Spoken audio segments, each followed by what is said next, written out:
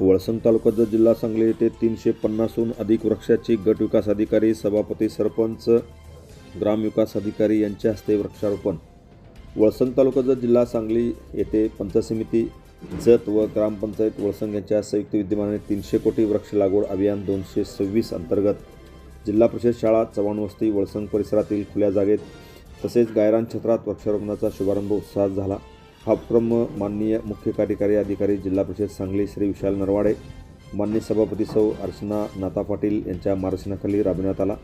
यावेळी माननीय सभापती सौ अर्चनाताई नाता पाटील, गटविकास अधिकारी अविनाश पाटील, सहाय्यक गट विकास अधिकारी किशोर मरे, सरपंच तथा प्रशासक सौ पूजा रमेश माळी, वन विभागाचे वनरक्षक आमिर काकतीकर, मंडलाधिकारी श्री बनसोडे, कृषी अधिकारी रमाकांत राजकोण, ग्राम महसूल अधिकारी श्री वाघमोडे, ग्रामपंचायत अधिकारी पैगंबर नदाब, सोशल मीडियाचे हनुमंत कोळी, युवा नेते रमेश माळी, संजय शिंदे, केंचराव वगैरे, शाळा व्यवस्थापन समितीचे अध्यक्ष अनिल पाटील, मुख्याध्यापक करांडे सर, सावंत सर यांच्यासह कुलाळ सर, श्री संभाजी चव्हाण, संभाजी कोकरे, कृष्णा टिळे तसेच उमेद महिला बचत गटाच्या CRP सौ लक्ष्मी नापिक, सौ श्रीदेवी कांबळे, महिला आर्थिक विकास मंडळाच्या बचत गटातील महिला, अंगणवाडी सेविका, आशा स्वयंसेविका, ग्रामस्थ महिला भगिनी व प्रतिष्ठित नागरिक मोठ्या संख्येने उपस्थित होते.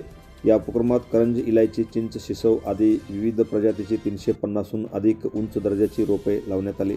लागवडीनंतर प्रत्येक रोपाला आधारासाठी काठी लावून पाणी देण्यात आले.